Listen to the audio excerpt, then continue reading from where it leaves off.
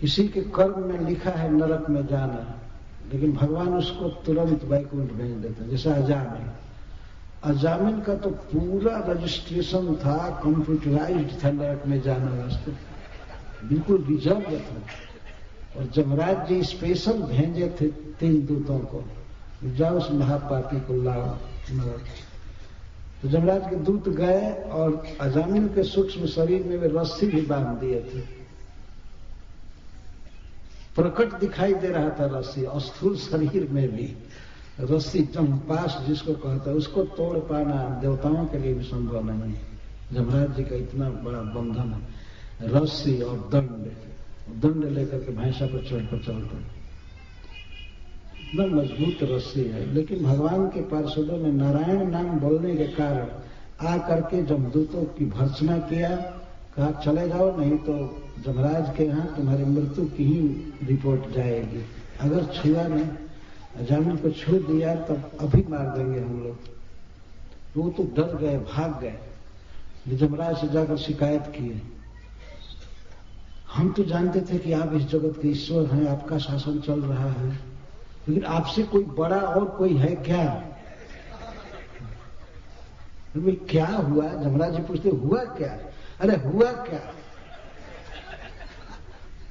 अजामिल को 4 देवता आए, बहुत सुंदर थे, और वो लोग छुड़ा करके ले गए, उसको छुड़ा दिए, नरक में नहीं आने दिए। क्या बात हुई? किसको छुड़ा दिए? तो अजामिल को, जिसको आप बहुत बड़ा पापी कहते थे, उसको वे छुड़ा दिए। क्या करने से क्या हुआ? तो उसने नारायण कहा अपने बेटा के लिए, नारायण पुकारा, इसी पर लोग धमक गए और हम लोगों को मारने की धमकी देने लगे। हम लोग भाग आए उनके। तो आपसे हम ये पूछते हैं कि आप ईश्वर हैं कि कोई और ईश्वर है?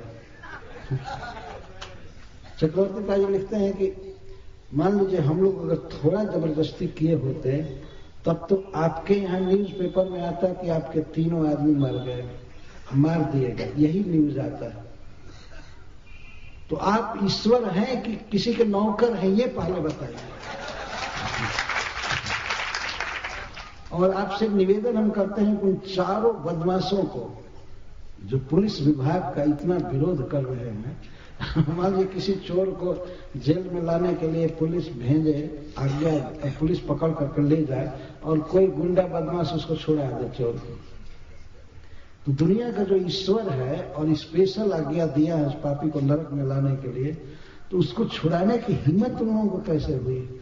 और हम तब मानेंगे कि आप ईश्वर हैं, स्वामी हैं। उन चारों को अरेस्ट करके और नरक में ला करके उनको पीटेंगे और बहुत दुख देंगे, तब हम आपकी नौकरी करेंगे। और नहीं तो आप जैसे जुगनू की नौकरी करने वाले हम नहीं। बाप रे बाप, आज हम मार दिए गए होते तो हमारे पुत्र का, हमारी पत्नी का कौन होता? आप तो हमारी रक्षा किए नहीं। वो इतनी सुंदर हैं, इतनी सुंदर हैं, लेकिन उनका स्वभाव इतना गंदा है, पापी का पक्ष लेने वाला स्वभाव उनका है। इतना सुंदर शरीर पा करके और इस प्रकार की हरकत कर रहे हैं। वो कहने लगे, तब जमराज जी ने कहा कि अरे मूर्ख, मेरी गलती है कि मैं भगवान की महिमा के विषय में कोई और नरक में कोई क्लास नहीं दिया, लेक्चर नहीं दिया, ये हमारी गलती है। और वास्तव में किसी भी संस्था का जो हेड है, परिवार का हेड है, राजा है, उसका एक कर्तव्य है कि भगवान विष्णु की महिमा को बताए जनता को। तो जमराज जी ने स्वीकार किया कि हमारी गलती है। तो उस दिन उन्होंने रोक दिया, वहां जो भी पनिशमेंट दिया जा रहा था जमदूतों के द्वारा, सब जगह उन्होंने अनाउंस करा दिया कि आज जमराज जी कथा कहेंगे, सब लोग अटेंड करो, किसी को नहीं मारा जाएगा। तब जमराज जी ने क्लास लिया, कथा कहा और कहा कि देखो, परो मदन्यो जगतस्तस्थुश्च उत्तम प्रथम पर्वत जत्र विश्वम, हमसे बहुत बड़े ईश्वर कोई और हैं जिनमें सारा जगत ओतप्रोत है, और हमारे जैसे अन्य सारे जो देवता हैं सब उन प्रभु के किंकर हैं। हम लोग उनकी आज्ञा के अनुसार काम करते हैं। मैं उनकी आज्ञा के अनुसार नरक में लाता हूं पापियों को और दंड देता हूं। तो ये लोग समझ नहीं रहे थे, जमराज के दूत इतना फाइन बुद्धि वाले नहीं थे। भाई ठीक है, आप भगवान की आज्ञा से काम करते हैं, तो भगवान की आज्ञा के अनुसार ही तो आप भेजे थे ना। और ये बात पता चला कि मतलब आपको भी आज्ञा देने वाला कोई है। लोग आश्चर्यचकित हो रहे थे, आपसे भी कोई ऊपर है। तो भगवान जमराज जी ने तो यहां तक कह दिया कि मैं, ब्रह्मा जी, इंद्र, शिव, ये सब उनके चाकर हैं, उनके किंकर हैं। ऐसा साफ बोलते हैं सभा में। अहम महेंद्र, सबसे पहले अपना ही नाम कहें, क्योंकि उनके दृष्टि में उनको सिखाना था। दूतों की दृष्टि में जमराज से बड़ा कोई नहीं है, तो इसलिए पहले अपना नाम बताया। मैं शिव, ब्रह्मा, इंद्र, वरुण, वरुण देव का नाम प्रचेता है।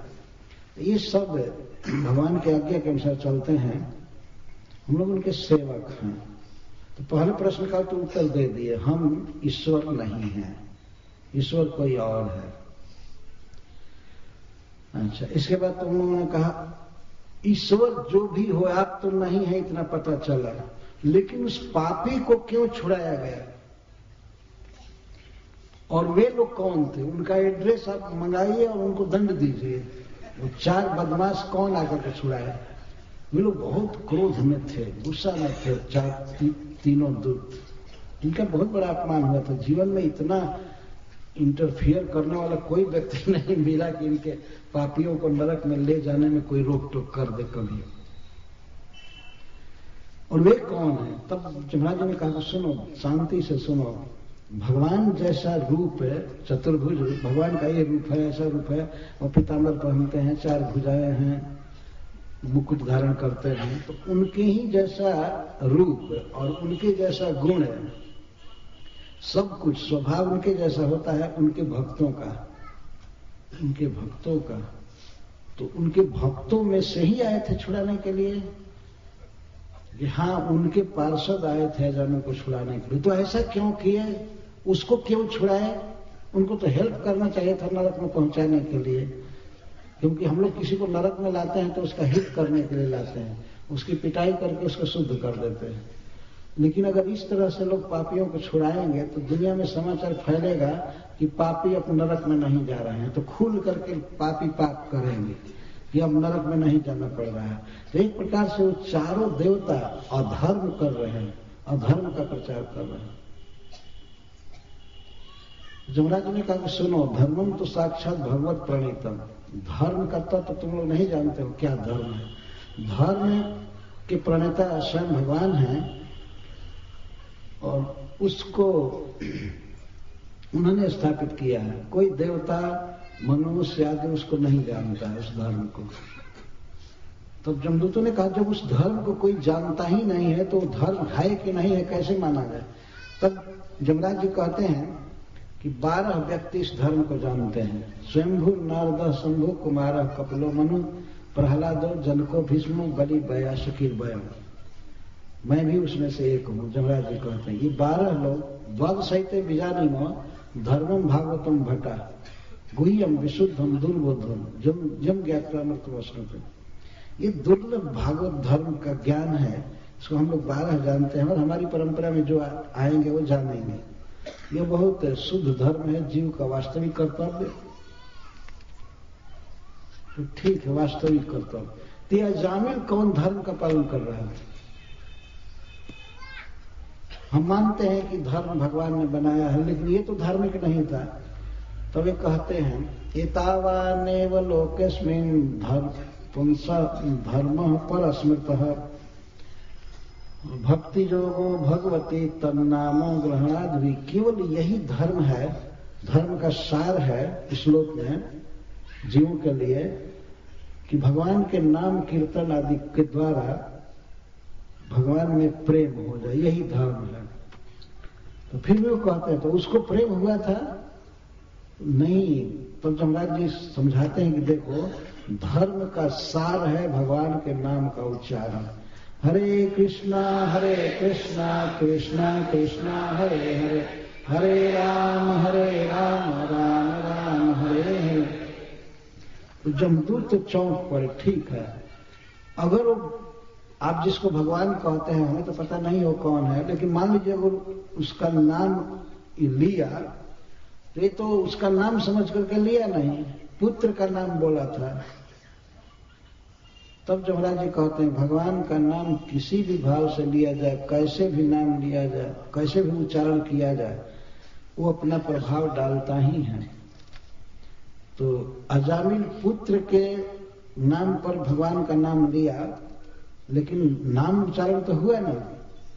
जैसे कोई उदाहरण हम देते हैं, जैसे कोई विद्युत के तार को, वायर को रस्सी समझ करके छुए, तो क्या वो विद्युत का तार ये सोचेगा कि बेचारे रस्सी समझ करके छू रहा है, इसीलिए इसको करंट नहीं मारना चाहिए। यह वस्तु शक्ति है। वस्तु शक्ति हमारे भाव की अपेक्षा नहीं करती है, किस भाव से हम छू रहे हैं, किस भाव से। कोई मान लीजिए बिजली के तार को हटाने के लिए छुए, फिर भी वो करंट मारेगा। अमृत को कोई पानी समझ करके भी पिए, फिर भी वो कुछ काल के लिए अमर हो जाएगा। तो इस प्रकार अनजान में उसने नारायण नाम लिया है, लेकिन नाम तो भगवान का है, इसीलिए भगवान के पार्षद आकर के उसको छुड़ा दिए। तुम लोग भी ऐसा करो कि अब कुछ समय निकाल करके यहाँ कीर्तन रोज किया करो उस नरक में। वास्तव में उसी दिन से कीर्तन चालू है नरक में। और जमराज जी हर एक दिन क्लास देते हैं, नहीं तो ऐसी ऐसी भूल बहुत हो सकती है। बाद में वो क्षमा मांगते हैं कि हे प्रभु, आपके भक्त के गले में मैं फांसी बनवा दिया, रस्सी बनवा दिया, मुझको क्षमा कीजिए, आप बहुत दयालु हैं, महान है, हमको क्षमा कीजिए। और जमराज के दूतों को उन्होंने कहा, अपने दूतों को कहा कि एनी क्वेश्चन, कोई प्रश्न है पूछो। वो तीनों दूत खड़े हो गए। वो कहे तब हम लोगों को आज से छुट्टी कर देंगे ड्यूटी से कि काम देंगे।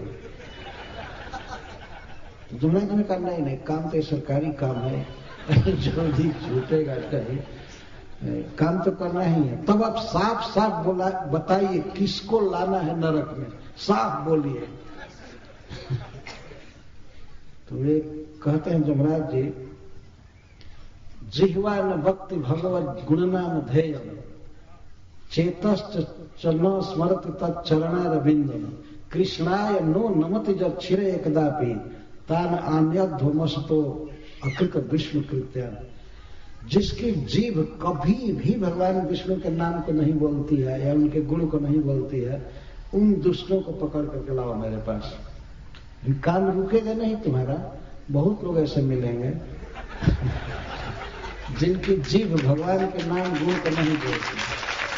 हरे कृष्णा कृष्णा कृष्णा हरे हरे, हरे राम राम राम हरे हरे।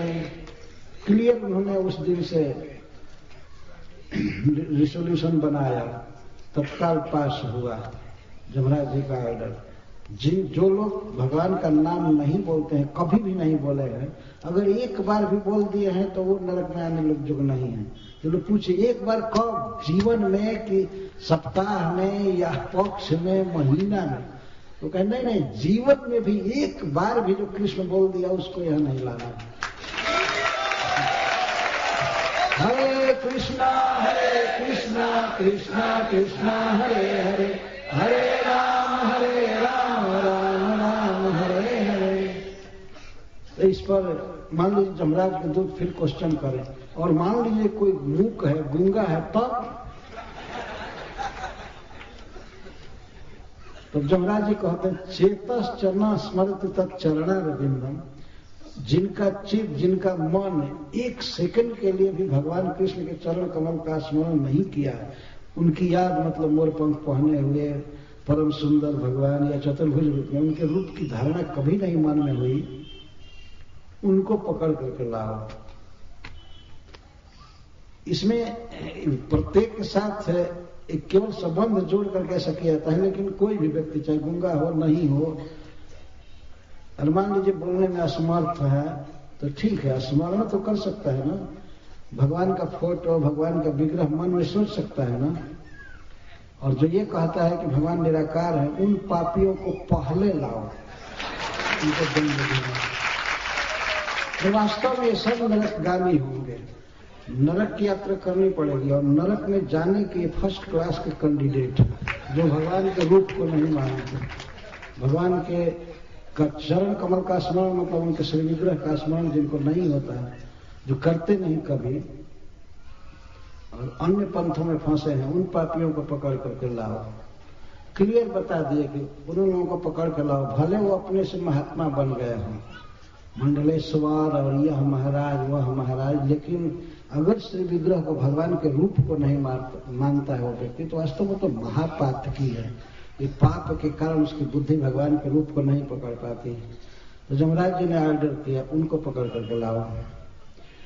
तो इस पर प्रश्न होता है, किसी दूत ने किया, मान लीजिए कोई पागल है व्यक्ति, विक्षिप्त है, मन काम नहीं कर रहा है, बुद्धि काम नहीं कर रही है, तो उसको भी पकड़ करके लावे। तो कहते हैं कृष्णाय नो नमति जक्षर एकदापि, जिस व्यक्ति का सिर एक बार भी कृष्ण को प्रणाम नहीं किया है उसको पकड़ करके लाओ। अब देखो जहां तहां घूम करके कौन कृष्ण को प्रणाम नहीं करता है। एकदापि, अगर मान लीजिए एक बार भी जीवन में प्रणाम कर दिया तो उसको मत लाना। उनका मैं प्रभु नहीं हूं, उनके प्रभु विष्णु हैं, भगवान हैं, उनका मालिक मैं नहीं, मैं केवल पापियों का मालिक हूं, उनको दंड देता है। कृष्णाय नो नमति जक्षिर एकदापि, एक बार भी जिनका सिर झुकता नहीं है जगन्नाथ जी के सामने, उन दुष्टों को पकड़ करके लाना। वो भले बड़े बड़े ऑफिसर हों, कुछ भी हों, वे सब जमराज के पास मुसक चढ़ा करके जाते हैं। श्रील प्रभुपाद जी ने फोटो बनवाया है, तो दिखाया गया कि एक जज गलत फैसला दिया तो उसको जमराज के दूत ऐसे मुसुक चढ़ा करके और ले जाते हैं नरक में, और जमराज के सामने पेश करते हैं। जमराज पूछते हैं तुमने क्यों गलत फैसला किया, इसको ले जाओ, इस नरक में डालो, इस नरक में डालो, खूब पिटाई करो, इसको आग में जलाओ, अस्त्रों से इसको काटो, इसकी आंख निकालो, इसकी आंख भी निकाल लो। इस तरह से ऑर्डर होता है, वहां पर तत्काल ऑर्डर होता है। यहाँ के जैसे फैसला होने में देर नहीं होती है, तत्काल गए और बस तुरंत इस नरक में, इस नरक में, इस नरक में। तो इस प्रकार आजकल दुनिया में देखने में लगेंगे ये पढ़े लिखे व्यक्ति हैं, ये साइंटिस्ट हैं, ये बहुत भारी नेता हैं, ये हैं, लेकिन सब जमराज के हवाले जाएंगे इनके दरबार में। अगर नरक से छुटकारा पाना है तो भगवान को प्रणाम करना चाहिए, उनका नाम बोलना चाहिए और उनके रूप का चिंतन करना चाहिए, तब फ्री है। तब नरक में तो जाने का प्रश्न ही नहीं, अब तो व्यक्ति वैकुंठ में जाने का कैंडिडेट होता है। तो जमराज जी ने सब बताया।